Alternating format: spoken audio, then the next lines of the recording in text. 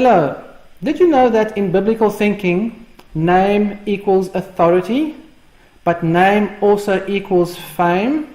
So, by obscuring the name of the Creator, Satan attempts to interfere with the Creator's authority, and Satan attempts to interfere with the Creator's fame. Let me show you. Jews have replaced the name of the Creator with Adonai, and even Hashem, while Christians have replaced the Creator's name with Lord. And how about Pan, Zoti, Her, Uram, Shoda Prabhu in other languages? Can you see the confusion? Do you see the interference? Therefore, in this video series, we will focus on the original Hebrew name of the Creator, Yod-Heh-Waw-Heh. Numerous topics and arguments will be investigated and tested against authentic Hebrew manuscript evidence. Thanks to Justin, my son, who prepared these topics and who will also be presenting these topics. My name is Piet van Rensburg. Please visit us at HebrewGospels.com.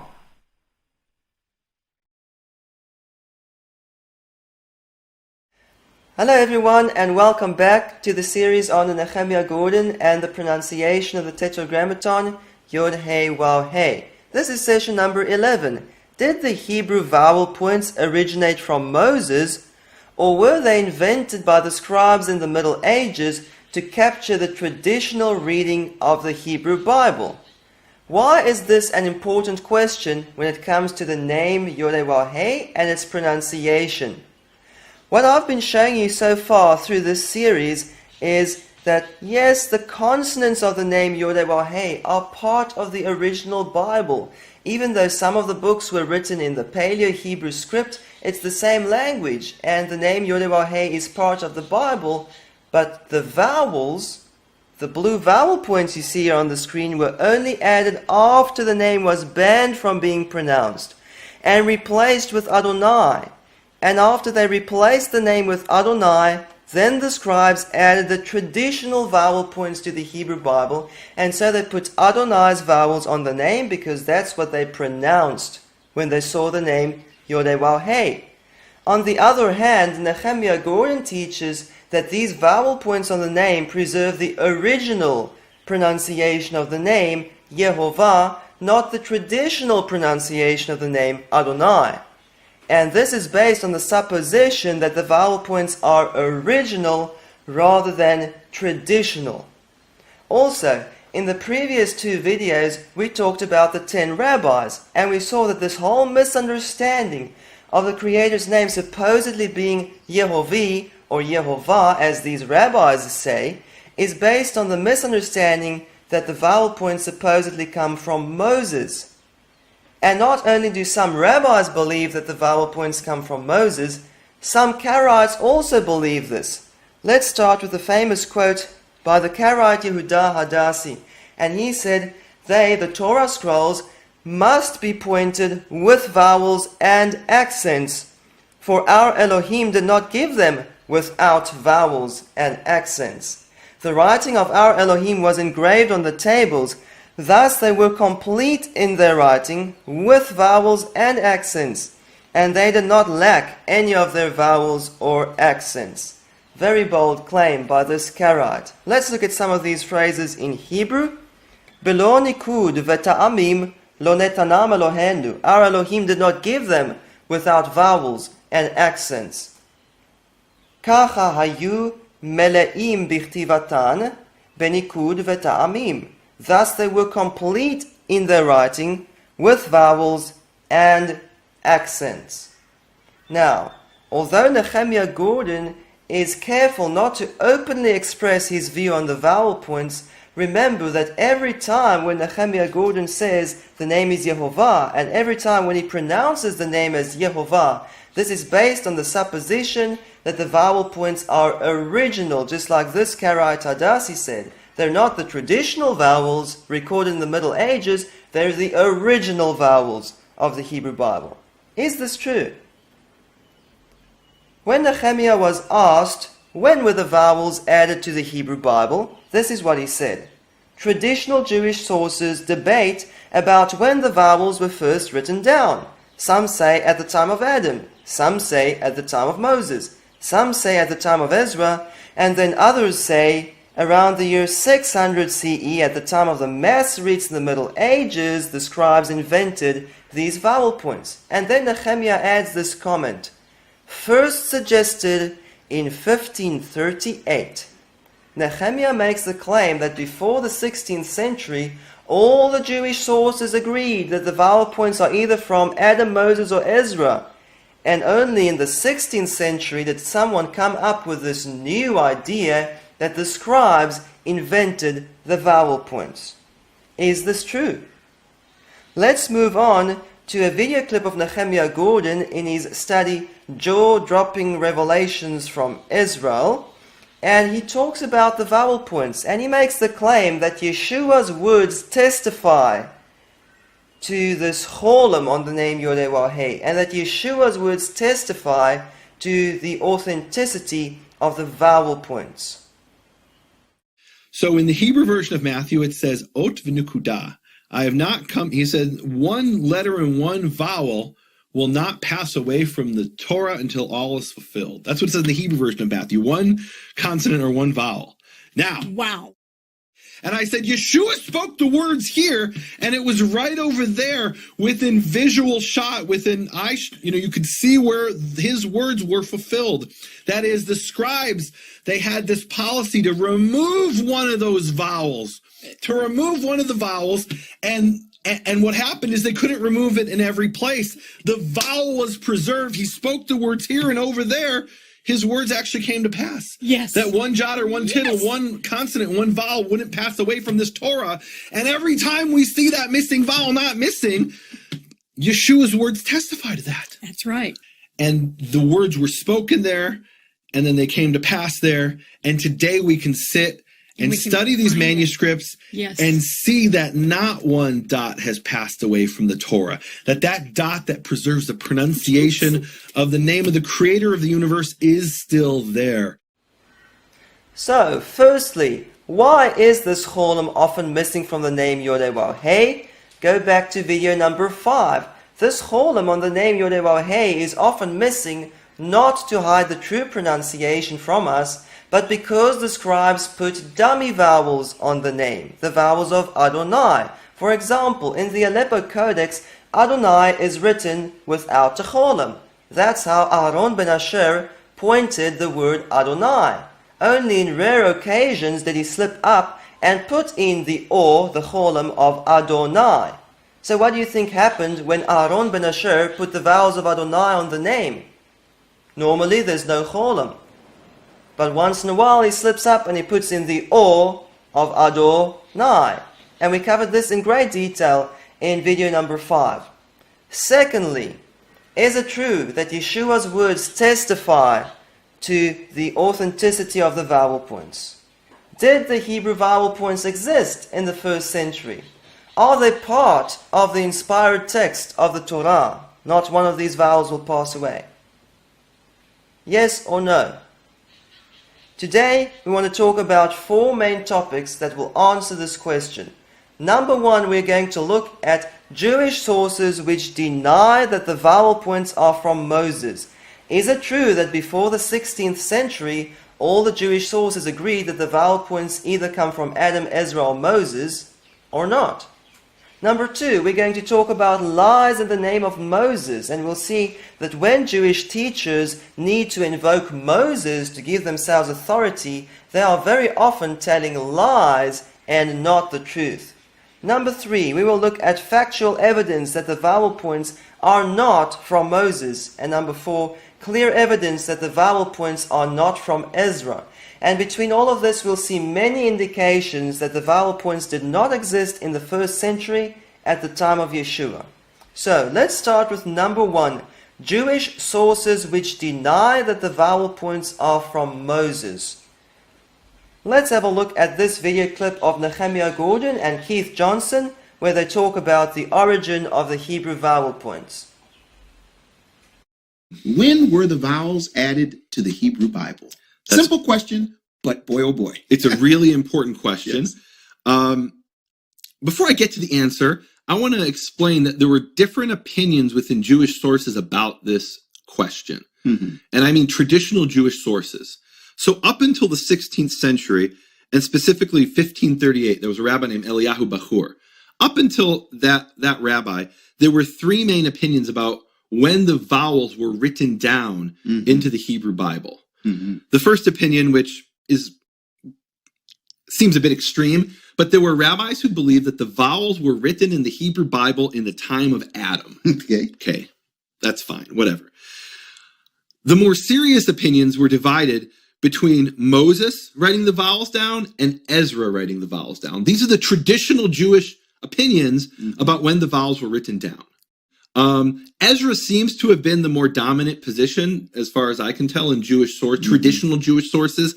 Then in 1538, there was a rabbi in the Renaissance. And in the Renaissance, people started to get skeptical. And they started to question this sort of thing. And so this Rabbi Eliyahu Bachur comes along, and he argues that no, the vowels were, he says, okay, the vowels were fixed from a very early period, but they weren't written down with graphic symbols until around the year 600 AD. Okay, so it is pretty clear what Nehemiah Gordon teaches. He teaches that up until the 1600s, all the Jewish sources agreed that the vowel points either come from Moses, Ezra, or Adam. Okay, just as we saw in his written article, Cutting Through the Confusion. And you know what? All three of these views, Adam, Moses, and Ezra, assume the divine inspiration of the vowel points. Because if the Hebrew vowel points existed since the time of Adam, then every author of every biblical book would have used these vowel points in his original scroll, and these points would have been part of the inspired text of the Bible. If Moses added the vowel points to the Hebrew Bible, he compiled the book of Genesis, vowel pointed it, wrote the rest of the books of the Torah, vowel pointed them as well, and after Moses, every new prophet or author of the Bible would have added the vowel points to his new book. Even if the vowel points were added by Ezra, it would mean that the vowel points are divinely inspired, just like the book of Ezra is divinely inspired and is part of the Hebrew Bible.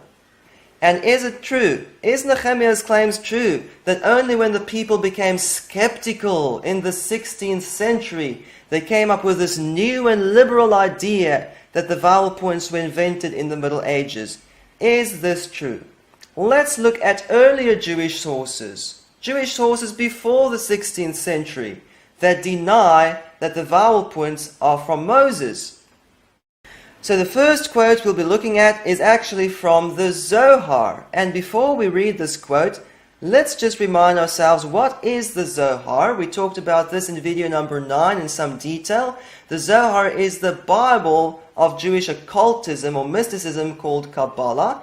It is a blasphemous book. It is a fraudulent book. It was invented as a forgery in the 13th century, and it pretends to have been written in the 2nd century. And so many people will quote the Zohar and say, see, this proves the vowel points existed back in the 1st century. How can a 13th century forgery prove what existed in the 1st century? Doesn't make sense. What does the Zohar prove? The Zohar shows us what the mystics believed in the 13th century, and the Zohar also shows us that there were opponents. There were people in the 13th century who did not accept the mystic interpretations on the Bible and who did not believe that the vowel points are from Moses. Let's read this quote. These points came forth from the secret mind, meaning that supposedly these vowel points are divinely inspired to establish the consonants in their order. And if you say the scribes instituted the points, hush and quiet. You're not allowed to say that. Why is there any need for the Zohar to say, if you say the scribes instituted the points, keep quiet? It's because there were people back in the 13th century who said, no, the vowel points are not part of the inspired text. The scribes instituted the vowel points. Can you see this was not suggested for the first time in the 16th century? Let's go back to the 12th century. And now we're talking about a famous rabbi called Ben Ezra or Aven Ezra. And this rabbi is really famous. For example, in the Second Rabbinic Bible, there are 2 sets of commentaries printed around the biblical text and the Aramaic translation. And the one is the commentary of Rabbi Rashi, and the other is the commentary of Avan Ezra. So he's a very famous rabbi. And this is what he had to say about the vowel points. He says the sheen, the point is on the right-hand side. Now let's just pause there. In Hebrew we have one consonant that is both a seen and a sheen. It has two pronunciations, sh as in shalom and s as in simla, for example. And the Masoretic scribes indicated these two different pronunciations using a dot above this consonant. If the dot is on the right-hand side, it's a sheen. If it's on the left-hand side, it's a seen. And this is what this rabbi is talking about. He says, thus was the custom of the wise men of Tiberias, and they are the root, meaning they are the source. For of them were the men of the Masoret, and from them we have received all the vowels. In fact, in Hebrew it says all the nikud. And nikud is used in the Middle Ages to refer not only to the vowel points, but also to the other signs and dots in the Hebrew Bible. For example, the dot above the seen versus the sheen, as this rabbi makes it clear. He says that all these pointings in the Hebrew Bible come from the Tiberian Masoretes. Did he say that? He said they're from the wise men of Tiberias, and they were men of the Masoret. Masoret is handed down tradition, and that's where we get the name Masorah and Masoret. This is the Hebrew way of saying Masoretes. This rabbi says all the vowels come from the Tiberian Masoretes. Can you believe this? Back in the 12th century, long before the 16th century. This is what Rabbi Avan Ezra said. Let's go all the way back to the 10th century. And now we're talking about a Karaite. And Jeffrey Kahn says the Karaite al-Kirkisani in the 10th century states that the vowels are subordinate to the letters and are not part of the Holy Script. In other words, they don't come from Ezra, they don't come from Moses, they did not exist back at the time of Adam, because otherwise they would have been part of the inspired text. This is in the 10th century, a Karaite. Interestingly, the Karaite who said the vowel points are from Moses lived 2 centuries later than the Karaite who said the vowel points are not from Moses. Okay, let's go all the way back to the 9th century. And what is so significant about the 9th and 10th centuries? At this time, the scribes were still improving the vowel point system in the Hebrew Bible. We'll see clear evidence of that today. So back in the 9th and 10th centuries, it was common knowledge that the scribes invented the vowel points and that they were even still improving the vowel pointing system. And so they asked this rabbi, and he's called Rabbi Natronai II ben Hillai. They asked him, can we vowel point our Torah scrolls? And this is his response. And that you asked whether it is prohibited to vowel point a Torah scroll. The Torah scroll which was given to Moses at Sinai, we have not heard that there were vowel points in it. Can you believe it? In the 9th century, this rabbi had never heard. In other words, there's no tradition back in the 9th century that Moses' Torah scroll was vowel pointed. No such tradition in the 9th century. And the vowel points were not given at Sinai, but by the wise ones to be a signal for reading. Therefore, they do not vowel point the Torah scroll. Can you see, back in the 9th century, we have a rabbi saying the vowel points were not given at Sinai, but by the sages, by the wise ones. They don't refer to Moses and Ezra as the sages. Okay, so this is obviously past Ezra.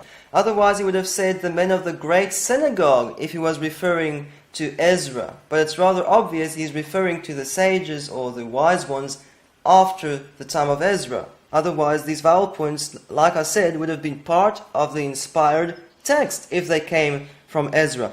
Let's look at some phrases here in the Hebrew. Lo shamanu bo nikud. We have not heard in it a vowel point. Meaning we have not heard that there were vowel points in it, in the Torah scroll which Moses received. Velo nitan nikud besinai. And the nikud, the pointings, were not given at Sinai.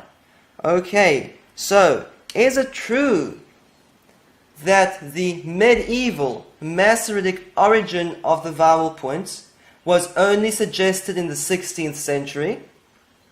Is it true that before the 16th century all the Jews agreed that the vowel points either come from Adam, Moses, or Ezra? Is that true or is that untrue? Did Nehemiah never do his research? Or is he purposefully misrepresenting the information? What is the problem? Let's move on to point number 2. Lies in the name of Moses and Sinai. We will see that when Jewish teachers say, oh, that comes from Moses, oh, that comes from Sinai, you can't assume it's true. Rather, it's a warning saying, watch out, this is most likely untrue. Let's start with a video clip of Nehemiah Gordon where he talks about one of the 10 rabbis. This is what it says in chapter 34 concerning the Tetragrammaton. Its vowels received from Sinai are Shva, Cholam, Kamatz. So, why is Nehemiah Gordon so excited about this rabbi saying the vowels received from Sinai are Shva, Cholam, Kamatz if he does not believe that the vowel points come from Sinai? It seems Nehemiah Gordon really likes the idea that these Hebrew vowel points come from Sinai. Also, as we covered in video number 9 in some detail, this rabbi did not say the Tetragrammaton's vowels are Shva, Cholam, Kamatz. He said the vowels of Adonai received from Sinai are Shva, Cholam, Kamatz. But we covered that in video number 9. For today we're interested in this phrase, received from Sinai. What does it mean when Jewish teachers say, oh, this was received from Sinai. Oh, that's a law of Moses from Sinai. We're going to look at clear examples of Jewish teachers who lied in the name of Moses. Let's start with one about the vowel points. It is true that the points were given at Sinai, but they forgot them until Ezra came and revealed them. Now, how likely is this? Do you really think it's possible? Moses wrote the Torah, okay? And then they copied the Torah meticulously to this day, but they forgot all of the vowel points until Ezra came and revealed them. Is this true, or is this a lie in the name of Moses? Some Jewish teachers claim that the rules of the accents come from Moses. Look at this one. There are some punctuators who ask, why do we not make 2 zarkot or 2 zarkas, which are a particular kind of accent, on one word? But if they had known that there is never more than 1 zarka, meaning per verse, and that nothing was revealed to our teacher Moses of blessed memory except 1 zarka followed by segol, meaning segolta, they would not have made a difficulty about this. So this teacher did not know what to say. So he invoked Moses and said, no, this comes from Moses. You certainly don't want to argue with Moses. Is it true that these rules come from Moses? Let's go to the Torah, and we'll see that even if Moses wrote the vowel points and accents into the Bible, this Jewish teacher just lied to us in the name of Moses, because here we have 2 zarkas in a row in one verse, only then followed by segolta. It's not a mistake. This is how the scribes accentuated some verses in the Hebrew Bible with 2 zarkas. This is the shape of the zarka in old manuscripts or in older manuscripts. In some of the late manuscripts they have a different shape. But very clearly we have 2 zarkas in a row, only then followed by segolta. Here's another example from the Torah.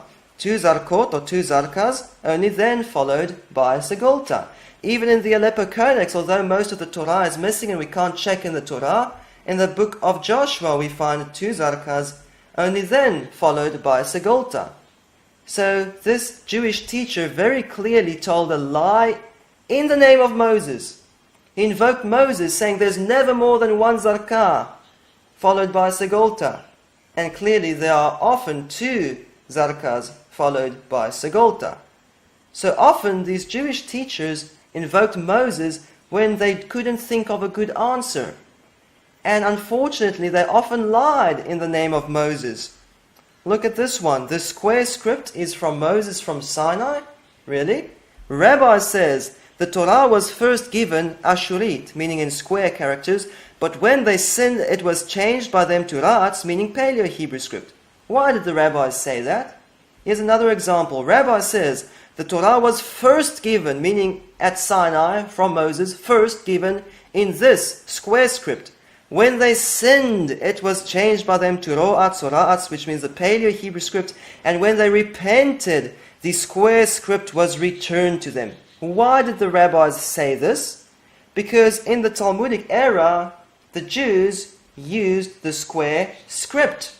But their enemies, the Samaritans, were still using a kind of Paleo-Hebrew script. And so they didn't like the idea that the Samaritans are using the original script and they are using the second-hand script. So they made a plan. They say, no, you know why the Samaritans use Paleo-Hebrew? It's because they sinned. Why did they never change back to the original square characters? Because they never repented.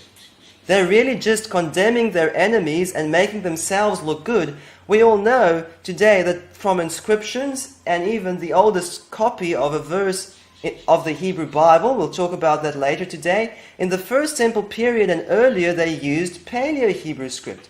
There's no indication that the original Torah was written in block letters. This is another lie in the name of Moses and Sinai. How about this one? The 5 final letters are a law of Moses from Sinai.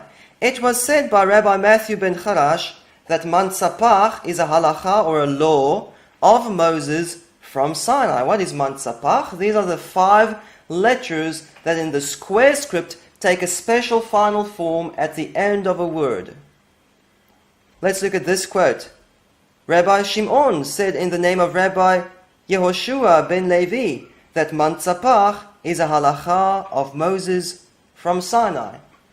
How could this be true?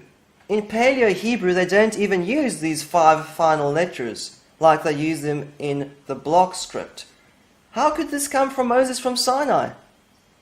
They're invoking Moses because they realize that they don't have, authority for what they're doing. This is not original.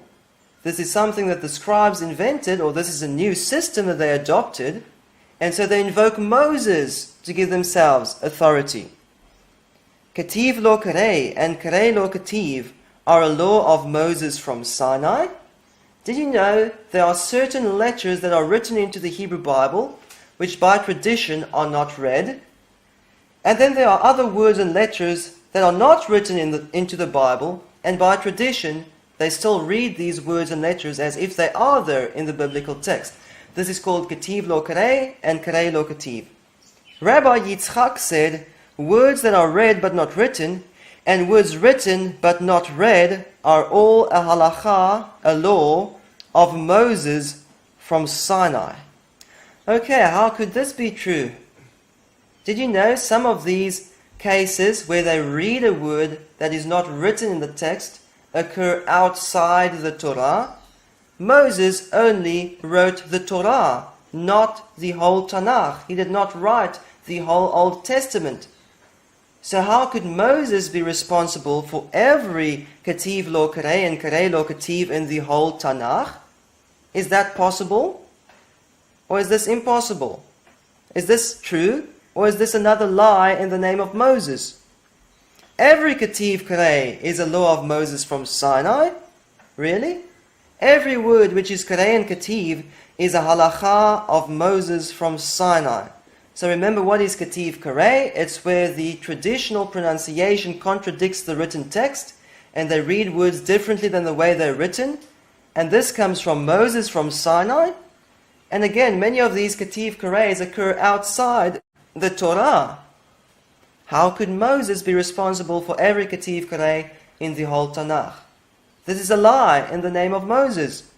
Verse divisions are supposedly from Moses. A verse which Moses did not divide, we may not divide. And again, how could Moses be responsible for every verse division in the whole Tanakh if he only wrote down the Torah? It's fairly impossible.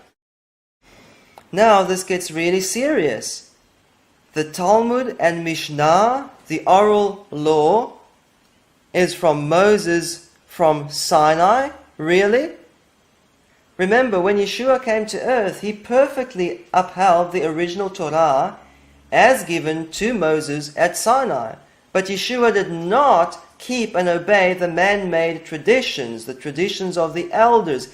Yeshua would heal on the Sabbath. Yeshua made clay on the Sabbath. Yeshua commanded the lame man, take up your bed and walk on the Sabbath. All of this defies the man-made traditions as recorded by the Talmud. And yet there are Jewish teachers who claim that the Talmud comes from Moses. What is the meaning of Exodus 24:12? Tables are the 10 words or the 10 commandments.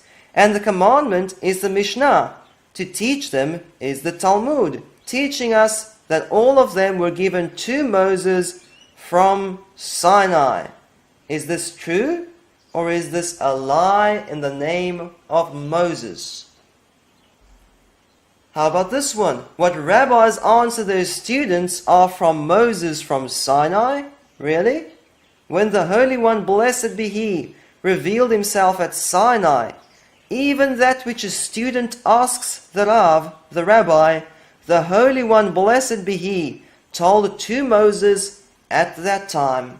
Can you believe it? When you go to synagogue or you ask your rabbi a question, the answer comes from Moses from Sinai, because your question was already told to Moses at Sinai.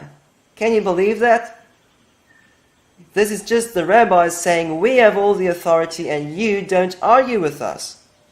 This is a lie in the name of Moses. So what we've seen so far is when Jewish teachers need to invoke Moses to give themselves authority or to make their argument look good and look true, they are most likely lying to you.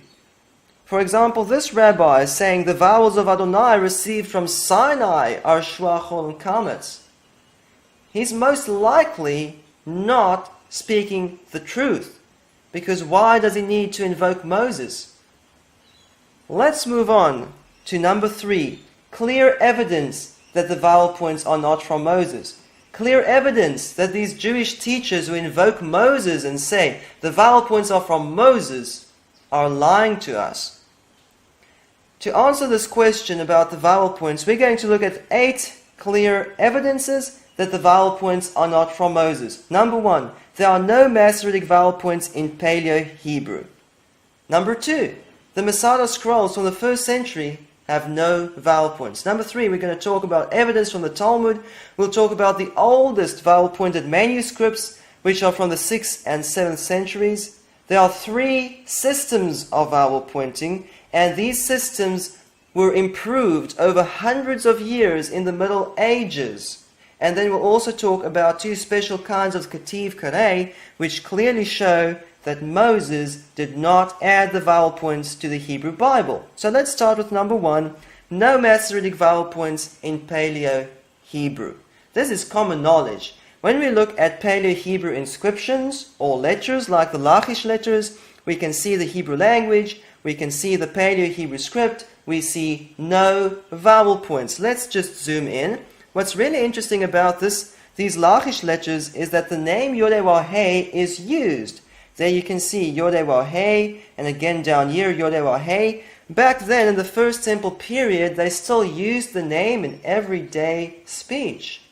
The name was not yet banned, and this is what makes these letters so interesting. Let's just zoom in. You can clearly see the name Yod-Heh, and there are no vowel points. In case you can't see properly, here's a black and white picture. You can see the letters, you can see the name Yod-Heh, no vowel points. There are some dots here. These are like spaces separating words from each other, and we'll talk more about them later today. But there are no vowel points here. And what do people say? People might say, we never said that the Lachish letters were vowel pointed. This is not the Torah which Moses received from Sinai, is it? You see, the claim is that the original Torah received by Moses at Sinai was vowel pointed. And that's why we need to talk about the oldest remaining copy of a verse of the Torah contained in the silver scrolls. So we're very interested in these silver scrolls, and in particular we'll look at scroll number 2, the little scroll there on the left hand side, and these scrolls are from the 7th century BCE, and they're really tiny. The small scroll is a little bit more than 1 centimeter wide, and it's a couple centimeters long. And these two scrolls contain the oldest known copy of a Bible verse. And this is a verse from the Torah. On the left-hand side, you can see a zoomed photograph, and then a black and white picture in the middle, and then the block letter transcription on the right-hand side. And let's just read part of this. The Bible verse starts there with a Yod. Yevarech Yodewahei we Yishmerecha. May Yodewahei bless and keep you. Ya'er Yodhei Wahei Panau Elecha. May Yodewahei cause his face to shine upon you. We Ya Seim Lecha Shalom. And give you peace. This is part of the priestly blessing which we find in the book of Numbers in the Torah. So this is the oldest example of a verse from the Torah that exists today that we know of. And yet, there are no vowel points in it.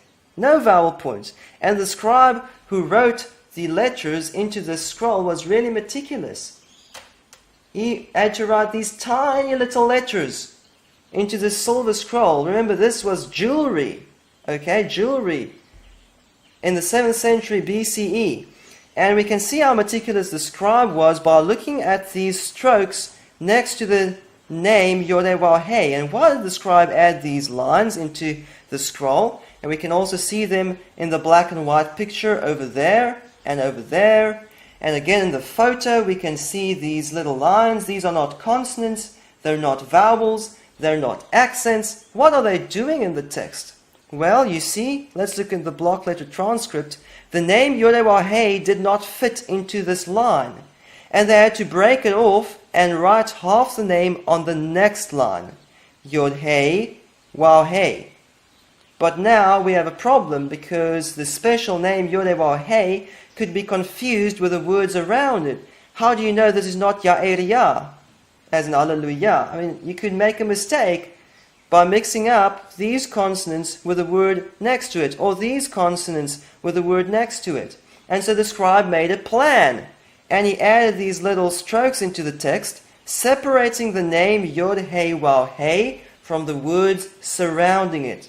So this scribe was so meticulous, why did he not add the vowel points received from Moses from Sinai into this manuscript, into this little silver scroll?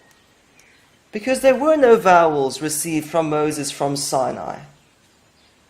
Certainly a scribe taking so much care, if he believed that the vowel points were part of the inspired text, he would have added them into the scroll. This is quite undeniable, very clear evidence that the original Torah did not have vowel points, and that the official Torah back in the 7th century BCE did not have vowel points either. Let's move on to evidence number 2, the Masada scrolls from the 1st century CE. And let's first of all talk about the Qumran scrolls, the Dead Sea Scrolls, but in particular the Qumran scrolls. It's well known that these scrolls don't use vowel points. The scribes who wrote them did not add vowel points to these scrolls. However, what we see in the Qumran scrolls is they used vowel letters. Each of these arrows indicate a vowel letter in this great Isaiah scroll that is not found in the Masoretic text. So these are extra letters added to the text to assist in the pronunciation of these words. The first vowel letter shown here is an aleph. Some say it shows the preceding yod is a vowel letter, and this is wahi. Others say this indicates ah, and this is kiyah. In either way, it's a vowel letter. Then we have a waw there indicating the o of tomeru. This word is tomeru. And then this final waw, of course, indicates the u. So interestingly, none of these vowel letters indicate exactly what vowel is to be pronounced, because the aleph can be an a or an e, the waw can be an o or an u, and even the hey, here we see hua, this hey most likely indicates an a, but in some words the vowel letter hey is part of the vowel segol, e, and in some words the vowel letter hey is even part of the vowel o. So none of these vowel letters indicate exactly how to pronounce the text. You need to know the language, and then these vowel letters help you to pronounce the text correctly. Also, we see these dots above the word Birushalayim. Now, it's rather obvious that you can't have the same vowel point on each of these letters. These are not vowel points, these are scribal erasure dots, and we'll talk more about them in just a minute. But now, what do people say? I mean, it's pretty clear. These scrolls written 2nd century BCE, they don't have vowel points. People say, well, the people at Qumran rejected the authority of the temple. That's what Nehemiah says. He's negative toward the people at Qumran, their scenes. They rejected the authority of the temple. Of course, they would not have written the vowel points into their manuscripts. You see, it's the claim of some people, and even Nehemiah purports that it is so, that the temple scroll in the 1st century was vowel pointed. Let's look at this short video clip of Nehemiah Gordon, where he talks about the temple scroll and how that not one of the vowels have passed away. So around the year 250, give or take, the Bible is returned. The temple courtyard manuscript is returned to Beit Ma'on. The temple courtyard manuscript is returned to Beit Ma'on, which is in Upper Tiberias today. And then around the year 600 is when we have the name of the first Masoretes who start to copy that Bible. And maybe it started to wither and needed to be copied before it was lost. Right. And so from around the year 600, they start to copy it. So all of this is happening in this place and over periods of hundreds of years. And the words were spoken there, and then they came to pass there. And today we can sit and study these manuscripts and see that not one dot has passed away from the Torah. That dot that preserves the pronunciation of the name of the creator of the universe is still there. Okay, so it's the claim of Nehemiah Gordon that this temple courtyard manuscript, also called the temple court manuscript, is the manuscript copied by the Masoretes. Now that's possible, but Nehemiah makes the claim that not one dot has passed away since the time of Yeshua until the time of the Masoretes, meaning that this temple scroll at the time of Yeshua was vowel pointed and the Masoretes simply copied these vowels into their manuscripts. However, this is not true at all when we look at the 1st century copies of the temple scroll. We actually have remnants of fragments of these scrolls from the 1st century. For example, this Masada scroll containing some of the Psalms. This is Psalm 82. We can still read most of the words here. We can see Mizmor, Le'asaf, the Resh is missing there. And this is Elohim Nitzav Ba'adat El, Bekerev Elohim Yishpot. Can you see none of the words have vowel points on them? So it's quite clear here that these scrolls from the 1st century contain no vowel points. And yet the experts in textual transmission of the Old Testament tell us that these scrolls were copied from the temple court manuscript, as we see in this quote. Fragments found in Masada from the 1st century CE, and then some other scrolls. According to Professor Emmanuel Tov, these texts from communities outside Qumran constitute an inner circle of Proto-Masoretic texts that derive directly from temple circles and were copied from the master copy in the temple court. So we don't have to guess, did the temple court manuscript have vowels or did it not have vowels? We don't need to guess. We have clear evidence from the 1st century copies of the temple scroll. When we look at these copies, there are no vowel points. Here you can see Psalm 85, and we see Ratzita Yodewahei Artsecha. Yodewahei has no vowel points. There's no single dot on the name Yodewahei here. There's no vowel points on any of the words in these scrolls. So they didn't use the vowel points back in the 1st century in the temple court manuscript and in the copies from the temple court manuscript. So let's just go back to this video clip of Nehemiah Gordon. Where does he get the idea that Yeshua spoke about the vowel points if the vowel points did not even exist back in the 1st century? So in the Hebrew version of Matthew, it says, Ot v'nukuda. I have not come, he said, one letter and one vowel will not pass away from the Torah until all is fulfilled. That's what it says in the Hebrew version of Matthew, one consonant or one vowel. Now, wow. And I said, Yeshua spoke the words here, and it was right over there within visual shot, within eye, you could see where his words were fulfilled. That is, the scribes, they had this policy to remove one of those vowels,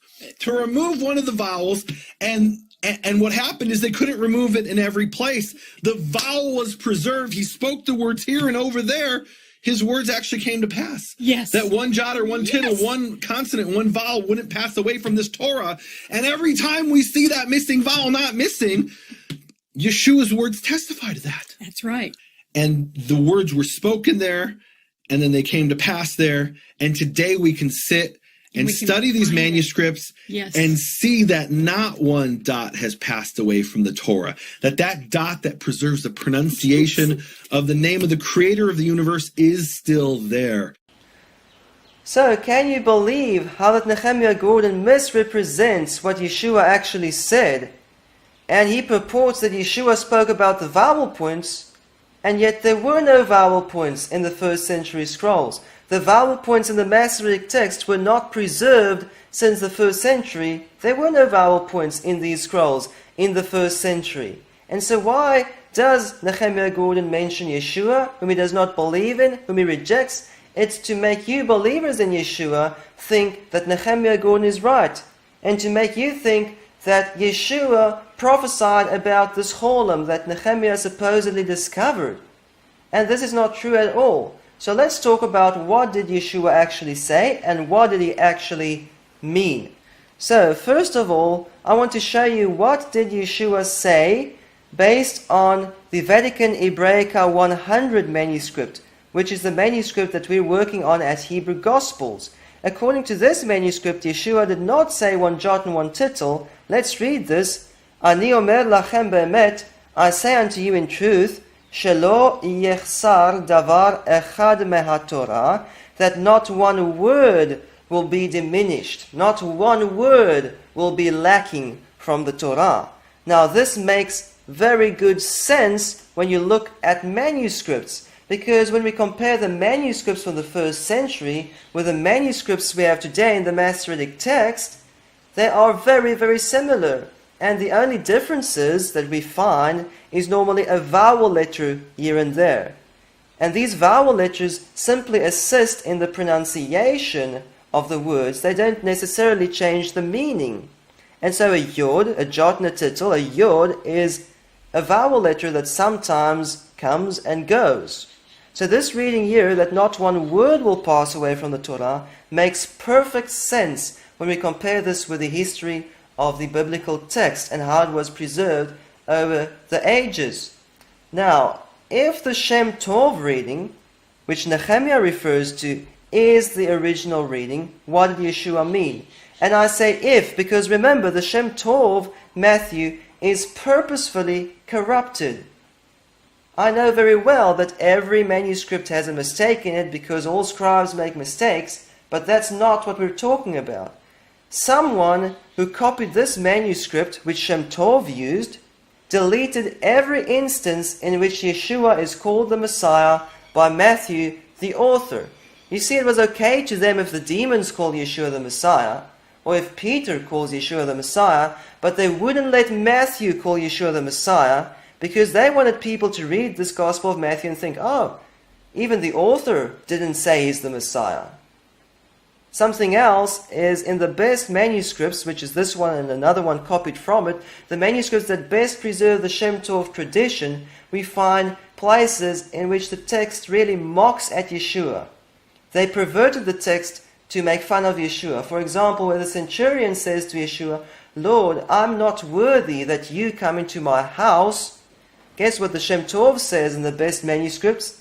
It says, Lord, you're not worthy to come into my house. This is not a mistake that could come about, by chance. You're not going to make that mistake without realizing it.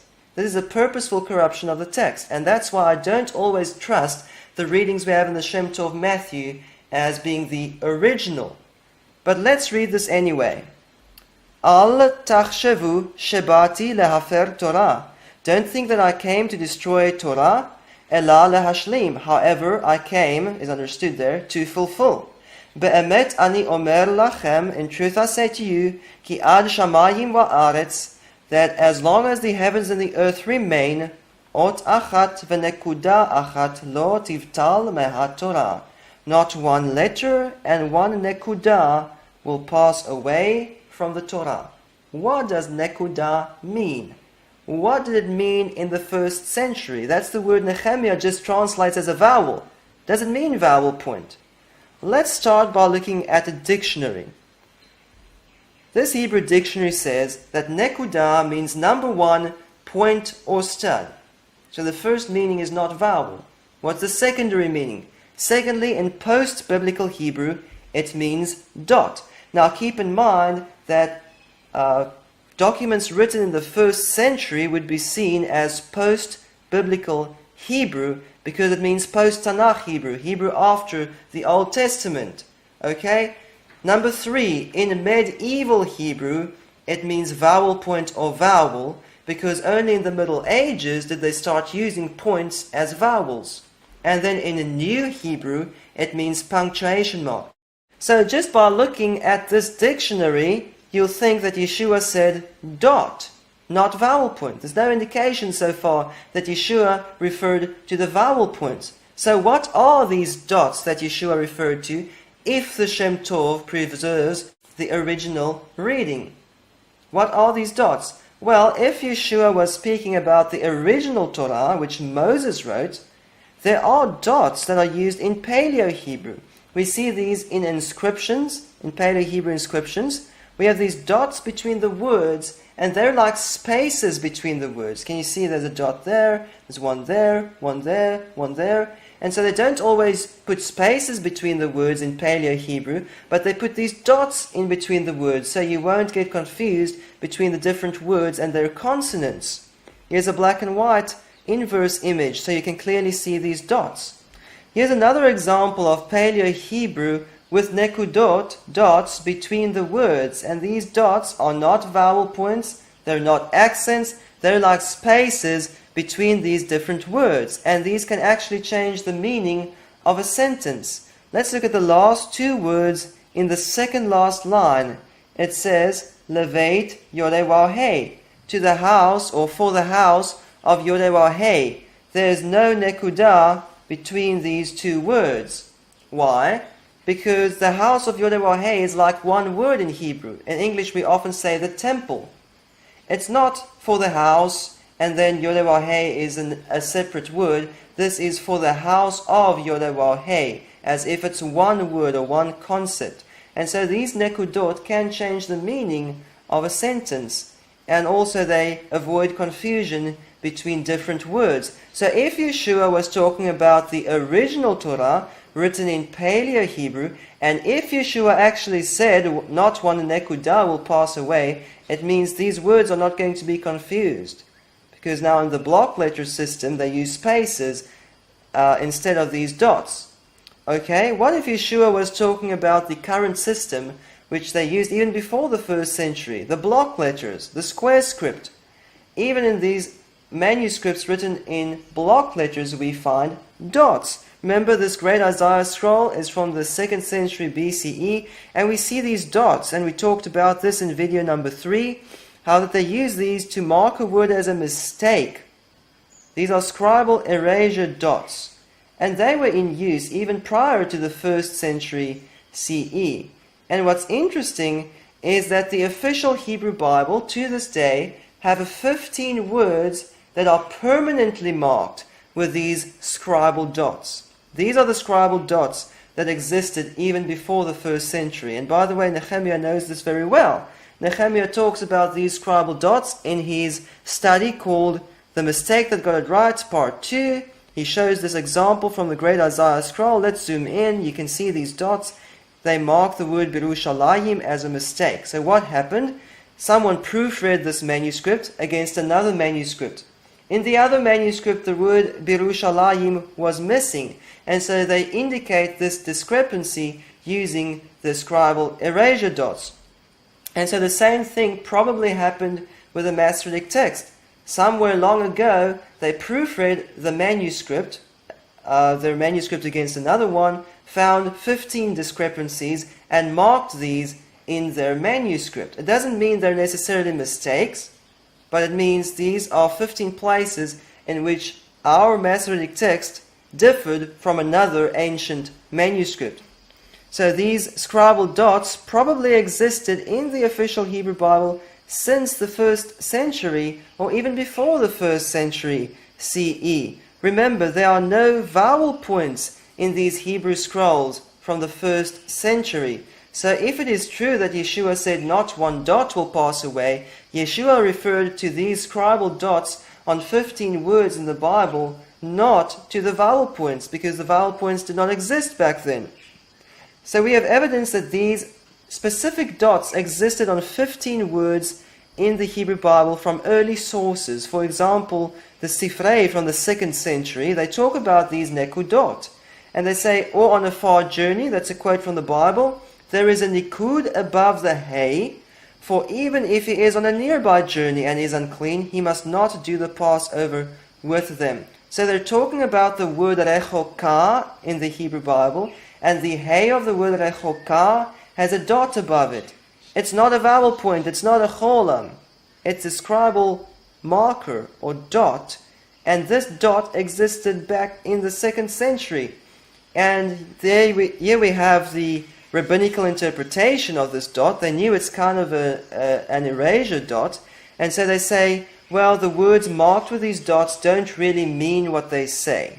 There are many different interpretations, but we can see that these dots existed on the same letters back then than they exist on today in the Masoretic text. Second example here. Between me and you has nikud above it, because she did not say it to him, but concerning Hagar. Still today, this word beinecha in the Masoretic text has a nikud above it. And then they said unto him, where is Sarah your wife? It has a nikud above it because they did know where Sarah was. So these same words that are today marked with dots above them were marked with dots above them back in the 2nd century and probably in the 1st century as well. We see these nekudot are mentioned in the Talmud. There are 10 nekudot in the Torah. This is very obvious. They're not saying the whole Torah is pointed. They're saying there are 10 words in the Torah that are pointed with these dots. These are not vowel points. They are, and then they quote a phrase from each of these verses, and I replace this with a reference so you can go look it up in the Masoretic text. These still have dots above them today. To this day. They're in the Masoretic text. There's an example from the Leningrad Codex. We see these dots above certain words in the Torah. They're not vowel points. Here you can see them in the Aleppo Codex. They're not vowel points. These are the dots that existed back in the 1st century and were used even before the 1st century. And so if Yeshua spoke about dots, I really think Yeshua said not one word will pass away, but if Yeshua spoke about dots, these are the dots that existed back in the 1st century. No indication that the vowel points existed back in the 1st century. So we see that Nehemiah Gordon ignores the evidence and he misrepresents what Yeshua said just to get believers in Yeshua to get excited about Nehemiah Gordon and his discovery of the Cholam. Okay, let's talk about evidence from the Talmud. Just about everyone who says that the vowel points are from Moses will quote the Talmud. Here's an example. Statements such as the two above, which are examples in the Talmud saying, do not read it so, but read it so, or the Talmud discussing two different pronunciations of the same word, support the contention that vowels were already extant in the Hebrew text of Scripture at the time of the composition of the Babylonian Talmud. Now, let's look at an actual example of this in the Talmud and see whether these people's argument actually works or not. Is this a valid argument? So we see in the Talmud, for example, and let's read this in Aramaic first. Amar Rabbi Abahu, and Rabbi Abahu says, Al tikrei alei ayin, ela ole ayin. Do not read by a fountain, but ascending above an eye. So in Hebrew, we often have one set of consonants pronounced in different ways, and if you pronounce it in different ways, it gives very different meanings. For example, the word maim, tate, hey can be pronounced as mata, which means downwards, mita, meaning couch or bed, or mate, meaning rod or staff, or can even mean tribe. So the vowels you place on a word, or the vowels you pronounce a word with, can change the meaning. So what is this supposed to prove? This is supposed to prove that In the Talmudic era, the Bible was fully vowel pointed. Every word was vowel pointed, with vowel points that were divinely inspired and either came from Ezra, Moses, or Adam, okay? And so the rabbis are saying you can't read these words differently than the way they're pointed. You must stick to the way they're pointed in the Hebrew Bible. This is what these quotes are supposed to prove.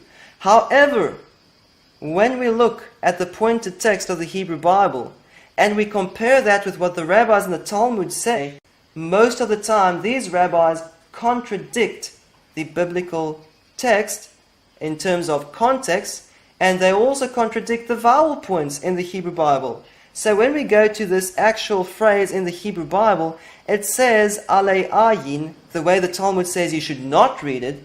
It does not say olei ayin, and that's what the Talmud says you should read. So what's going on here? By the way, you don't need the vowel points to know the meaning.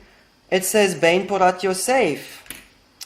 A young fruit tree is Joseph. Bein Porat alei ayin, a young fruit tree by a fountain. It's rather obvious that fruitful fruit trees grow besides fountains, not above eyes. So you can see that this rabbi's interpretation is very far-fetched, and it's a symbolic interpretation based on the argument that he's engaging in. Okay? And so actually what these phrases prove is that the Bible was not vowel pointed in the Talmudic era, and this gave the rabbis the freedom to read words the way they wanted to read it. Do you really think that if the Bible was fully vowel pointed with divinely inspired vowels at the time of the rabbis, would they have had the freedom to read it the way they wanted to read it, and even tell the other people, don't read it this way, read it that way, contradicting the inspired text? The rabbis would not have done this. We see how that the rabbis in the Talmud were quite meticulous about the biblical text. They actually counted the letters in the Bible, and they said this is the central letter in the Torah. And when they talked about the application of certain rules, they would say this word is spelled with a vowel letter, so it's got 5 letters instead of 4, and so it's got 5 applications instead of 4. So how would they just nullify the vowel points? Where did they get this freedom? They had this freedom because there were no vowel points in the Hebrew Bible back then, and they could read it the way they wanted to read it, based on their particular symbolic interpretation. Secondly, we see here in the Talmud how that they add a vowel letter to this word. Don't read ale ayin, read ole ayin. They add a vowel letter wow to this word ale, which now becomes ole. Now, why would they do that if they had vowel points? Like I just said, the rabbis even made laws based on the vowel letters in the Hebrew Bible. Why would they add this vowel letter to a word from the Hebrew Bible if they had vowel points? They could have pointed it with a cholam. If they had names for the vowels, they could have said, don't read ale ayin with chatef patach, read ole ayin with cholam. They couldn't do that. So wherever possible, where they have these different pronunciations in the Talmud, where they can use a vowel letter wow, they added to their text to help you to see the difference between the two pronunciations. At times there's no good vowel letter to indicate the difference, and then the context in the Talmud clearly shows you what the rabbis were arguing about. Let's look at one more example of this. This is actually quite a famous one. Al tikrei banayich ela bonayich. Do not read your children, but your builders. Now let's just remind ourselves, what is this supposed to prove? Based on the people who believe in the divine inspiration of the vowel points, this is supposed to prove the biblical text back then was pointed. And because the biblical text pointed this word as bonayich, that's why the rabbis say, don't read it bonayich, that's the wrong way, read it bonayich. Exactly the opposite. When we go to the Hebrew Bible, it says banayich.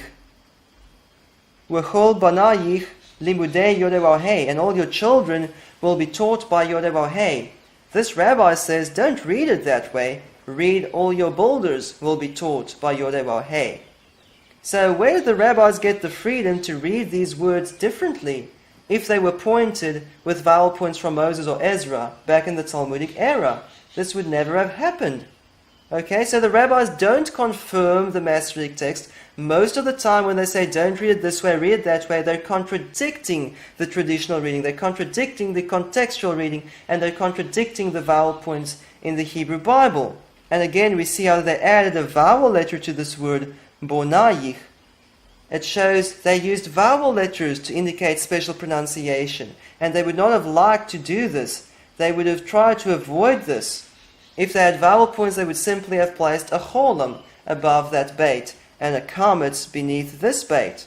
Okay? Now, people bring yet other arguments from the Talmud. For example, they say, the Talmud says, the Talmud mentions the signs of the accents. Now, that's true, but the Talmud makes it very clear that the signs of the accents are indicated by the right hand. It never says the signs of the accents were written down into the biblical text. So they had a tradition of reading the Bible, and someone knowing this tradition and knowing where to lower his voice and where to raise his voice would use his right hand to indicate to other people how to read the Bible. It was not written down. People say the Talmud mentions vowels. That's true, but it doesn't mention vowel points. There's a big difference. Ever since the Hebrew language existed, there were vowels because you can't pronounce a word without a vowel. That's true. But you can read Hebrew without vowel points. Even in Israel today, the newspaper, for the most part, has no vowel points. And when people read it out loud, they read with vowels. There's a big difference between vowels and vowel points. Also, people say, no, the Talmud mentions mesorot. Mesorot are handed down traditions. Now this supposedly refers to the Masoretic notes in the Hebrew Bible. However, when we look at manuscripts from this time period, because there are fragments of Hebrew manuscripts from the 1st century, 2nd century, 3rd century, 4th century, none of these Bible manuscripts are vowel pointed, they don't have accents, they don't have the Masoretic notes we have in Bibles today. So these other people are obviously misinterpreting the information in the Talmud. The Talmud clearly shows us the rabbis had freedom to read words differently because there were no divinely inspired vowel points in the Hebrew Bible back then. Okay, number 4. The oldest vowel pointed manuscripts in the world that we know of are from the 6th and 7th centuries. And we're not talking about complete manuscripts, we're talking about fragments. Okay? Have you ever wondered why people make such bold claims as this? The Masoretes created a system of vowel notation during the 8th and 9th centuries CE. Or this one, by an Israeli scholar saying that vowel signs were invented after the Muslim conquests around the year 700 CE. You know why people say this as a fact? Because there are no manuscript fragments with Tiberian pointing that predate the year 700. They don't have these manuscript fragments. The Palestinian and Babylonian system is slightly earlier, with manuscripts going back even to the 6th century. The source of Palestinian pronunciation comprised mostly of manuscripts of piyutim, poems, and biblical texts written approximately from the 6th and unto the 9th century. There is no claim by any scholar or library across the world for a manuscript that was pointed before the year 500. That's why I show you in my chart that the vowel points were added after the year 500. There are manuscripts from the 4th century, 3rd century, 2nd century, 1st century CE. They don't have vowel points. Certainly if the vowel points existed back then, we would find fragments with vowel points. It's pretty clear. Here's one of the oldest pointed fragments that we know of. Paul Carl said that this manuscript must be older than the year 700 based on the unusual pointing of the word oshroyer with a cholam rather than a kamet. So you can see that's the equivalent of a cholam. That's a cholam in the Palestinian pointing. And so this shows the manuscript was most likely pointed before the year 700. So 7th century, maybe 6th century. Okay, so we're not talking about old manuscripts that were pointed much later. Sometimes you can clearly see in a manuscript the consonants are worn out and old and the vowel points are new and fresh. We're talking about when the vowels were actually written down into the manuscripts.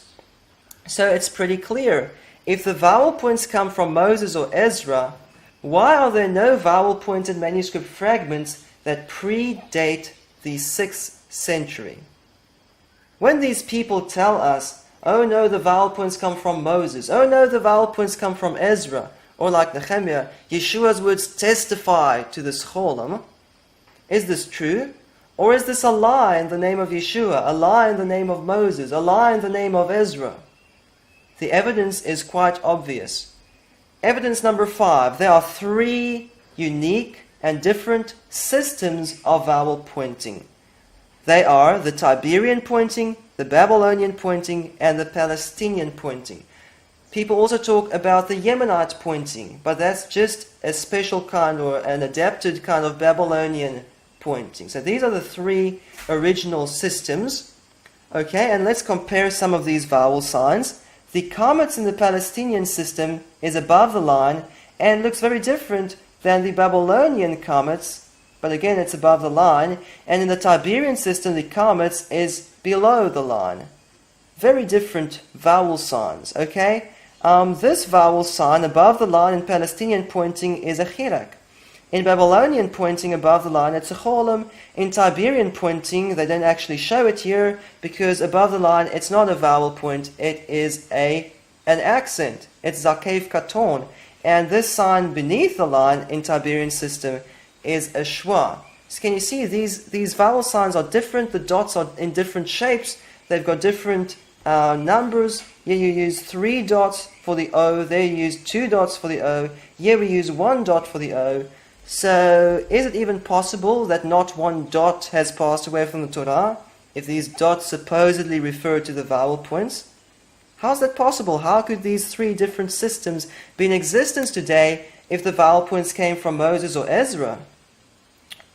Okay, let's look at real-life examples of these vowel pointing systems. Here's the Babylonian pointing system in the Berlin Codex, and let's look at a close-up. And we're going to compare these 2 phrases and look at the difference in vowel pointing between the Babylonian system and the Tiberian system.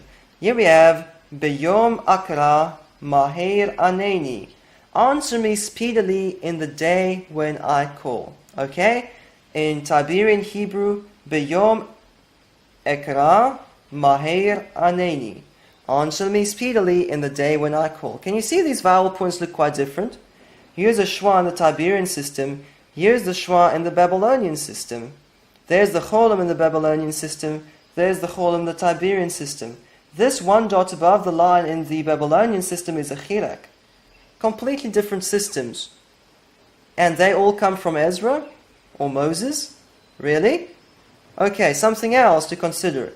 This word is pronounced in Babylonian Hebrew as akra. Patach and kamet. Akra. In Tiberian Hebrew, it's pronounced differently. Ekra. With e at the beginning. Segol. Ekra. Can you see there's a slight difference? Why is there this difference? Because Yeshua prophesied and not one of these dots have changed? No. In Babylonian Hebrew, they don't have an e. In the genuine Babylonian manuscripts, they don't have an e. They have a, but an e normally becomes an a. So in Babylon they said akra. In Tiberias they said ekra. Can you see here these vowel points capture the traditional reading as it was actually pronounced in Babylon and as it was actually pronounced in Tiberias. Just keep in mind that both in Babylon and in Tiberias they pronounce the name as Adonai. That's why we have the same vowels on the name in these different systems in some manuscripts.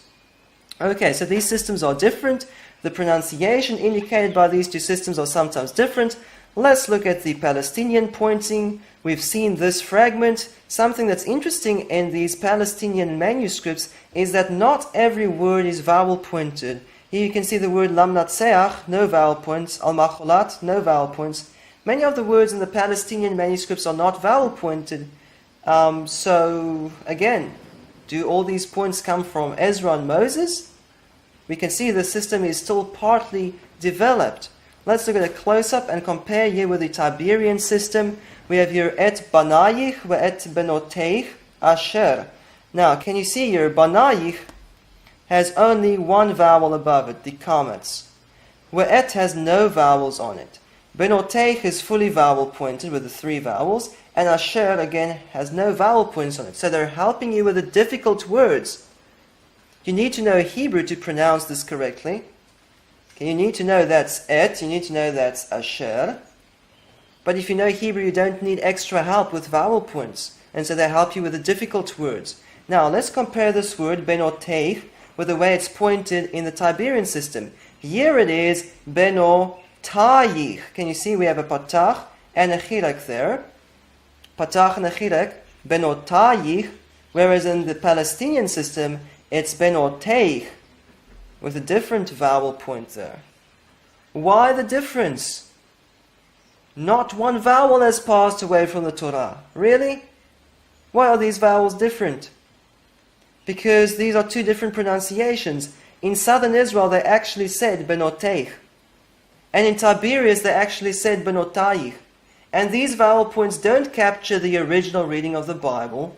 They capture the traditional reading of the Bible as it was actually pronounced in different places across the world. How could these vowels come from Moses or Ezra? Maybe this is another lie in the name of Moses, and another lie in the name of Ezra, and another lie in the name of Yeshua. It's pretty clear we have these 3 different systems. The dots are different. Even the pronunciation indicated here is different between the different systems. And then we're all familiar with the Tiberian pointing, which is very common in thousands of manuscripts. And so, how could these 3 different systems coexist in the Middle Ages? If Ezra added the vowel points to the Hebrew Bible, if Moses added the vowels to the Hebrew Bible, if they were simply copied from the temple scroll, how could that possibly be? Evidence number 6. The pointing system is less perfect in older manuscripts. It's partly developed. They improved this for centuries until it is perfect. This is one of the strongest evidences that we have. So, let's look at one of the oldest fragments with Babylonian pointing from the Cairo Geniza. And interestingly, you can again see here that most of the words are not pointed. Most of the words don't have vowel points.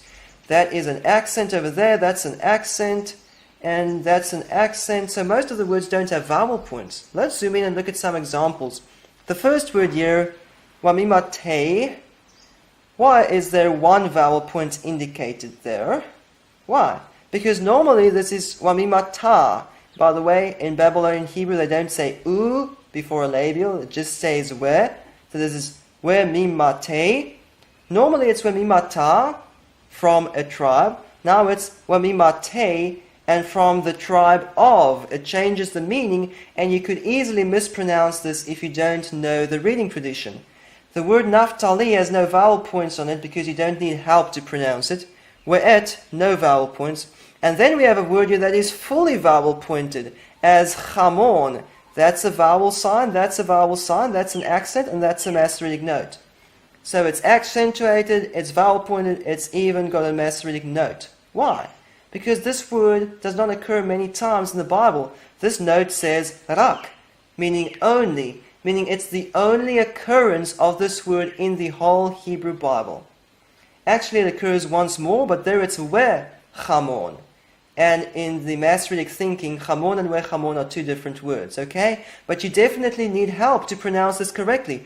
Were there no vowel points, how would you know? Is this chamun? Is this chomon? How would you know? So they tell you by their vowel points, this is how we pronounce it by tradition, chamon.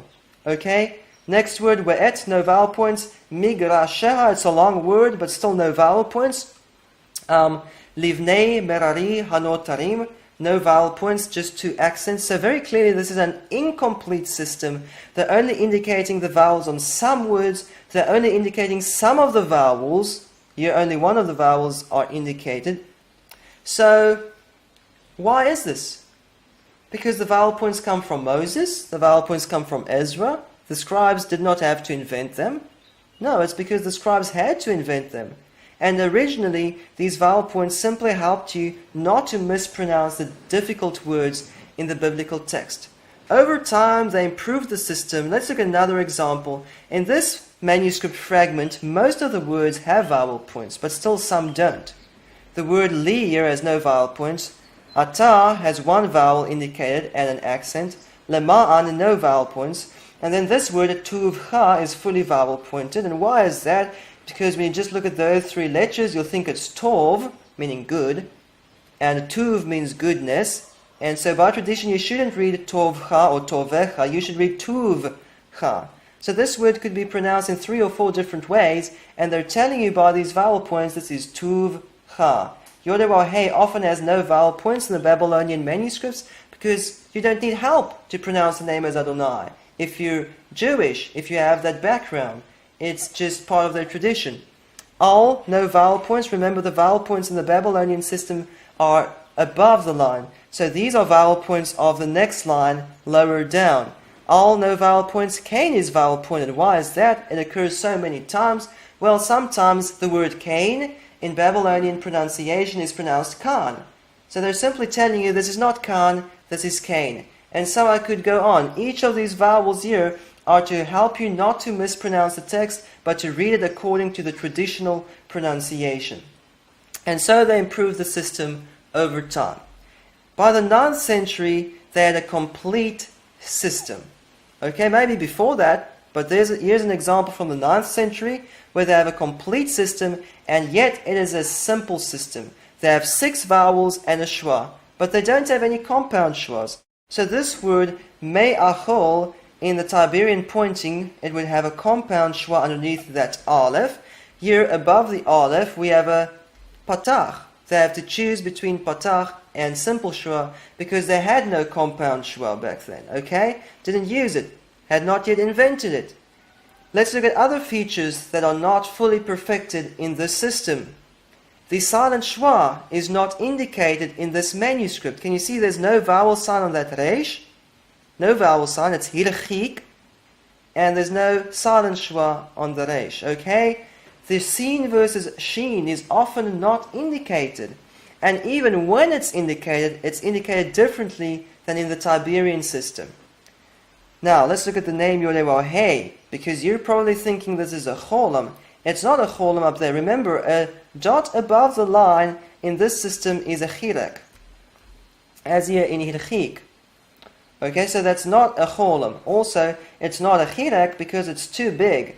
And so that is just an accent on the name Yod-Heh. Okay? Dagesh is often not indicated. Here we have the word et, actually it's pronounced at in Babylonian Hebrew, so it closes the syllable. This is a hard pei, that's not a rafeh, it's a shwa. So this is pesha'enu with a hard pei, but they don't indicate the dagesh here. Again, sometimes they did, but for the most part they did not indicate the dagesh. And here we have zachur, and then we have a hard key, but no dagesh indicated in that kaf. So the system is simple, they're still not indicating every detail of the pronunciation. By the 10th century, they had really perfected the system. Here you can see the vowels used in the Petersburg Codex. Now instead of 6 vowels and a simple schwa, they have 16 vowels and a simple schwa. Can you believe it? They invented 10 new vowel signs that come from Moses. Really? Okay, let's look at some of the differences. Here they indicate a short tzere, which is like a compound schwa, like a chatev segol. Short patach, like a compound schwa. They indicate the silent schwa. They indicate rafeh as well. Here we have one line. It's both a rafeh and a silent schwa. There we have a special kind of patach, and the line above it shows that the following consonant is doubled with a doubling dagesh. They always indicate seen versus sheen, and they always indicate dagesh. So can you see how this system is perfected over hundreds of years? How could this come from Moses? How could this come from Ezra if the scribes in the Middle Ages had to improve this for hundreds of years? Not one of the vowels changed? They certainly changed them. They improved them. They perfected this system for hundreds of years. Okay. Let's talk about the Tiberian system. And so we won't pay much attention here to the Palestinian system because it was never perfected, not with the same accuracy as the Babylonian and Tiberian systems. Now, in Tiberian pointing, there are so many thousands of manuscripts it's basically impossible to put them all in chronological order. And also there were different schools, and the different schools had some different rules of pointing. So to keep this simple and straightforward, we're going to look at only 2 Tiberian manuscripts, and we know exactly who wrote these manuscripts, and we also know more or less when these manuscripts were written. This manuscript on the screen is called the Cairo Codex. It was written by Moshe ben Asher, and then his son Aaron ben Asher wrote the Aleppo Codex. Okay, this codex, the Cairo Codex, was written at the end of the 9th century, and the Aleppo Codex was written in the first half, some say in the first quarter of the 10th century. Okay, so we've just got a couple of decades between these 2 manuscripts. And by the way, some people say this manuscript is not as old as it claims to be because carbon dating proves it's only 1,000 years old.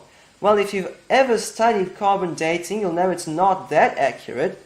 When we test carbon dating on things of known age, it's often very inaccurate. So for carbon dating to be 100 years out is no surprise. Scholars like Israel Yevin and Moshe Goshen Gottstein believe that this manuscript was written by Moshe ben Asher. Okay, now let's look at this word. It is ulevarecho, and to bless him. In the Cairo Codex, when we find the root barach, we see here Beit, Resh, and Kaf are the root letters. When we have this root used as a verb, and the Resh has a vocal shwa on it, Moshe ben Asher, the father, pointed it as a simple shwa. Can you see there? It's a simple shwa. That's how Moshe ben Asher pointed ulevarecho. Okay, how did his son Aaron ben Asher point the exact same word in the exact same passage? Ulevarecho. You pronounce it the same way based on the Masoretic rules of the time, but Aaron ben Asher uses a compound shwa here, so it's not ambiguous. You're not wondering, is this a silent shwa, is this a vocal shwa? He tells you by using a compound shwa that it's vocal. So he's being more accurate. He's adding a vowel sign, which his father did not use. And this shows us very clearly that the most respected Masoretic scribe, Aaron ben Asher, did not consider these vowel points as divinely inspired. And he knew that he was simply continuing what his father did, improving the system, being as accurate as possible. And that's why he freely improved the system used by his father. And this is not a random mistake kind of difference between the 2 manuscripts. This is a repeated difference. We'll just look at one more example of this. Here we have in the Cairo Codex, Yehovah, then he blessed him. And again we have a simple shwa on the Resh. We go to the exact same passage in his son's manuscript, in Aaron ben Asher's manuscript, and we see Yehovah with a compound shwa. This is the standard difference between the 2 manuscripts, the standard difference between how Moshe ben Asher pointed his manuscript and how Aaron ben Asher pointed his manuscript. So they were improving the system in the 10th century. Let's look at another example.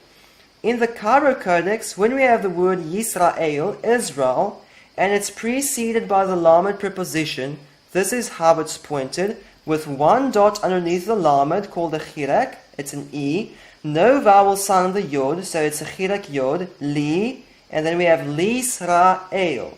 That's how Moshe ben Asher pointed to Israel, Lisrael. Okay? And here's another example of this, Lisrael, 1 dot on the lamed, no dots on the yod. Now, how did his son point the exact same word? The same way or differently? Let's have a look. In the Aleppo Codex, it's Le Yisrael. Okay? With a shwa and a chirak. Can you see the dots are different?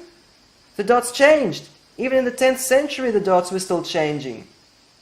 Okay, now we have 2 dots on the lamed and 1 dot on the yod. And it's a different system. Now it's less of a contraction. It's not just L'Israel, it's Le Yisrael.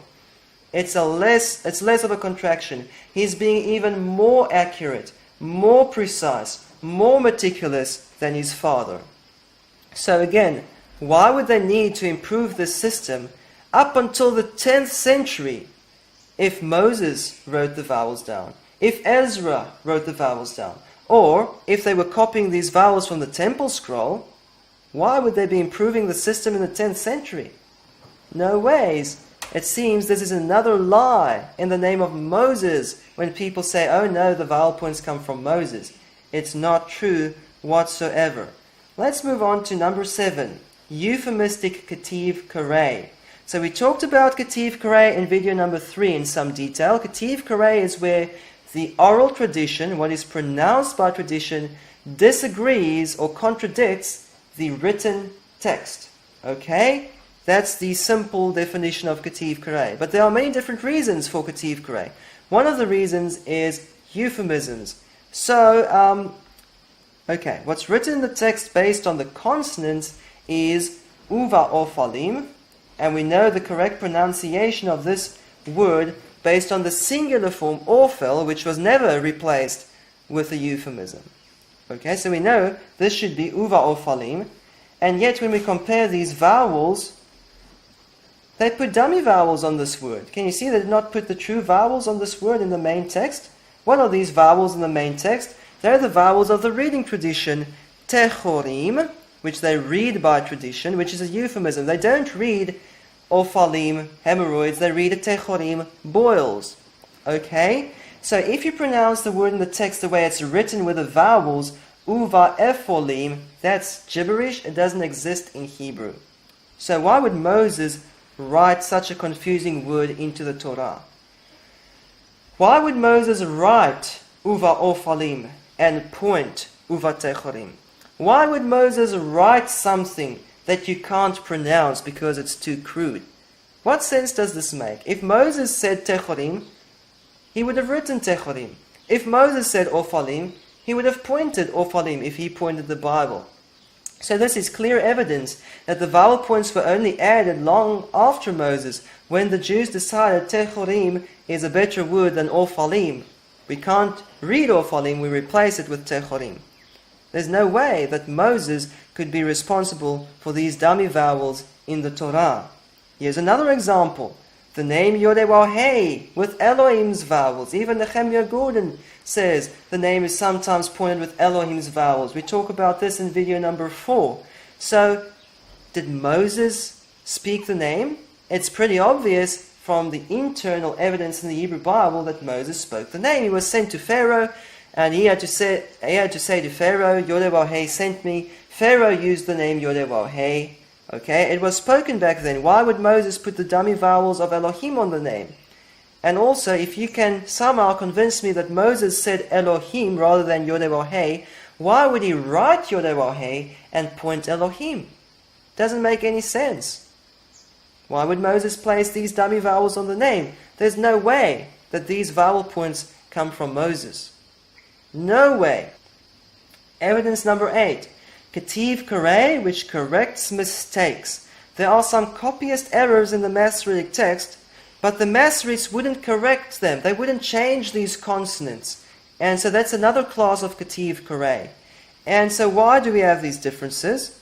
What's written based on the consonants is Ye'ish, but by tradition they read this, look at the green word in the margin, the word in the green box, they read this as Ye'ush. And can you see this vowel looks virtually the same as this yod. This is why these consonants got confused in the first place, because they look so similar. In fact, in some manuscripts, they look exactly the same. So originally, this used to be Ye'ush. But somewhere, the scribes copying the Hebrew Bible got confused between the yod and the waw because they look the same, or they look nearly the same, and so they wrote Ye'ish instead of writing Ye'ush.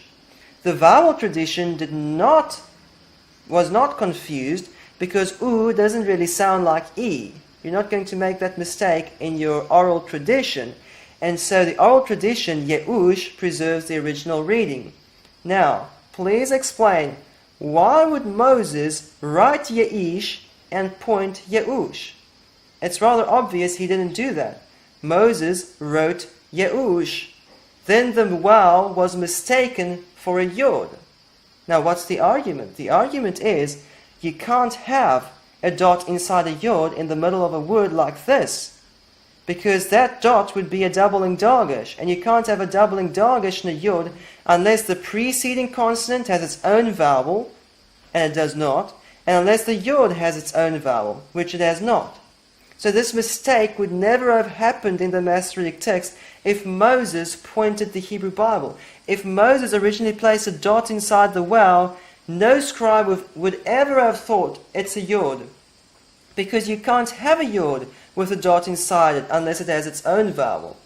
You see, this mistake between waw and yod would never have occurred if Moses added these vowel points, because the vowel points remove the ambiguity between yod and waw. Let's look at a similar mistake, and actually it's the opposite here. Originally it was wayalinu, and then it got changed by mistake to wayilonu. Can you see here we have a waw in the main text and we have a yod in the margin. They read this waw as a yod. And again, can you see this yod here looks very similar to the waw next to it? That's why these yods and wows got confused. Some yods became wows, some wows became yods. Okay? Now, the argument is this mistake would never have happened if Moses vowel pointed the Torah. If Moses put these vowel points on the word wayalinu, he would have had a yod there originally, okay? But that yod would never have changed to a waw by mistake, because there would have been no ambiguity. You can't have a chilek here with a waw as its vowel letter. And you can't have a waw here closing the syllable unless it has its own vowel sign. And so the scribes would never have been confused. If these vowel points come from Moses, we would never have had this confusion between yod and waw, because the vowel points remove the ambiguity. So it's pretty clear from these 8 evidences that the vowel points of the Hebrew Bible do not come from Moses. And when these Jewish teachers tell us, oh, the vowels come from Moses, they're lying to us in the name of Moses. Just like those other rabbis saying, oh no, what we answer our students come from Moses. Let's move on to number 4, evidence that the vowel points are not from Ezra. Now, many of these evidences actually overlap. The first 6 evidences that I list here that the vowel points are not from Ezra, we've already talked about them. They prove the vowel points are neither from Ezra nor from Moses. But with this number 6, Ketiv Karei, correcting mistakes, some people say, no, but Ezra corrected the mistakes in the Torah using Ketiv Karei. And they tried to get around this argument, saying, no, the vowel points and Ketiv Karei come from Ezra. So let's talk about this evidence again, and we'll see that these same mistakes and the same kind of Ketiv Karei actually occurs in the book of Ezra. So here we have Ezra 2 verse 50, and what's written in the text based on the consonants is Me'inim and Nefisim. But by tradition, this is Me'unim and Nefusim. So again, the original waw year and the original waw year got changed by mistake to yods. The exact same thing we just saw in the Torah. So how could Ezra be responsible for these vowel points? If Ezra originally placed a dot there in the original waw, what used to be a waw, no scribe would ever have thought that waw were a yod, because you can't have a yod with a dot inside it unless you have a vowel underneath it and a vowel underneath the preceding consonant. This mistake would never have entered the text if Ezra pointed the Hebrew Bible. Same thing in the next line, Nefusim. The original waw year, if Ezra placed a dot inside it as a shurek, it would never have changed to a yod. The scribes would never have wondered, is this a yod, is this a waw? They would always have known it's a waw, based on Ezra's vowel points. But it's obvious that Ezra did not vowel point his manuscript. He did not vowel point the Hebrew Bible. And so these mistakes happened after the time of Ezra. The scribes got confused between yod and waw, and only after this confusion, after the time of Ezra, they added Ketiv Karei and vowel points to the Hebrew Bible. Evidence number 7 is another special kind of Ketiv Karei that we see in the book of Ezra, in which the Ketiv, which is written in the text based on the consonants, preserve an ancient spelling, an ancient pronunciation of the word, and the Kari, what they read by tradition, is the modern or the medieval pronunciation. Okay, so what's written in the text based on the consonants is lechataya. Can you see there's a yod there? Lechataya. By tradition, they don't read this yod. They don't read it. They read this as lechata'ah. That's the medieval pronunciation. This is the way they pronounce it at the time of Ezra, lechataya. There are many such examples of yods in the book of Ezra in Aramaic, which are no longer read by tradition because in the Middle Ages they no longer read it that way. So why would Ezra write lechataya and then he pointed lechata'ah? Why would he do that? It's rather obvious that Ezra still pronounced lechataya, and these are dummy vowels that were added later after the pronunciation changed and contracted. So these are not the original vowels, these are the traditional, later, medieval vowels. Here's another example. What's written here based on the consonants is nevi'ah. Let's just read the phrase, Vahit Nabi Chagai nevi'ah. This is actually Aramaic. Then Chagai or Haggai the prophet prophesied. And how did Ezra spell prophet, the prophet? He spelled nevi'ah with an aleph and a hey at the end of the word. But by tradition, they don't read it that way. They read this nevi'ah with only an aleph at the end, and now the yod gets doubled. Can you see here there's a doubling dagesh in the yod?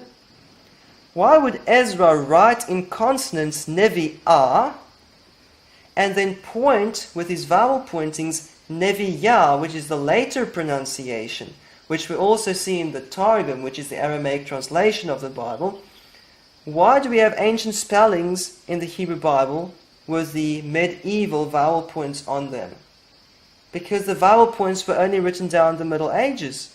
Ezra did not place dummy vowels on this word. He pronounced it the ancient way. And so the vowel points very obviously are later than Ezra. Otherwise, this kind of Ketiv Krei would not have occurred either. The last kind of Ketiv Krei we want to talk about is a special case in which the pronunciation indicated by the consonants and the vowels are actually the same, and yet it is evidence that the vowel points did not exist back at the time of Ezra. Let's look at this. The word in the red is pronounced as wa'esh kolah, so or then I weighed. It's parsed as a kal, while consecutive, first common singular with a coortative or a paragogic hey at the end from the root shakal. Now, most other words with the same parsing would have a simple shua on the second root letter, whereas this word has a compound shua on the second root letter, indicating a peculiar pronunciation. This is not wa'esh kelah, this is wa'esh kolah with a short o there. And this is why we also have a wow here. Originally, when Ezra wrote, he placed a wow in this word to indicate this special pronunciation. It's not wa'esh kelah, it's wa'esh kolah. Now, what's the argument? The problem is that in the Masoretic, in the Tiberian Masoretic pointing system, you cannot have a compound schwa together with a vowel letter. And this wow is a vowel letter. So in the Tiberian system, you can't have that. Now we have a contradiction. Also in the Tiberian system, they wouldn't point this with a full cholam because they didn't want so many full vowels on one word. You can't have that. It has to contract. And so now the precision of the medieval Tiberian system contradicts the grammar used by Ezra, the vowel letter used by Ezra, and this wow becomes a superfluous wow. They write in the margin, yatir wow, superfluous wow. Why would Ezra write a superfluous wow into his manuscript? It's rather obvious that back then, at the time of Ezra, it was not superfluous. They did not have the vowel points to indicate this special pronunciation, so they used vowel letters instead. And then more than 1,000 years later, when the Masoretes invented this extremely precise system where you can't have a short o with a vowel letter, now the wow becomes superfluous. If Ezra is the one who added these vowel points to the Hebrew Bible, then there would have been no need to add that superfluous wow, because you would have had a vowel sign indicating the special pronunciation. In some manuscripts, this is treated as Ketiv Karei, as you can see in this one. Don't read Wa'esh Kolah, read Wa'esh Kolah. What's the difference? The difference is that the new Masoretic system is too precise for the ancient grammar used by Ezra, where he used the vowel letter.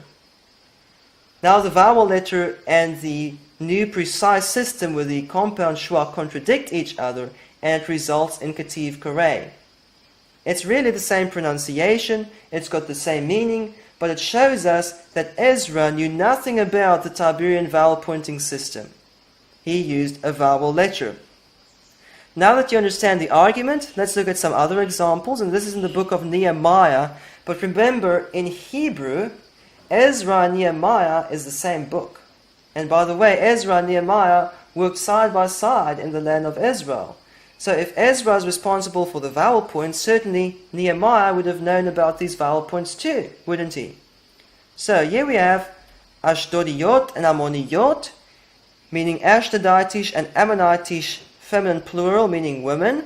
Okay? And we have these vowels indicating the O of Ashdodiyot and the O of Ammoniyot. And then we have these notes in the margin saying Yatir wow, Yatir wow. Superfluous wow, superfluous wow. Why would Nehemiah or Ezra have added these superfluous wows to their manuscripts? Okay, back then it was not superfluous. This wow indicates the O. This is not Ashdodiyot or Ashdadiyot, it's Ashdodiyot. But now in the Masoretic vowel pointing system, we can't have so many full vowels in one word. It's such a long word, you can't have another full vowel there.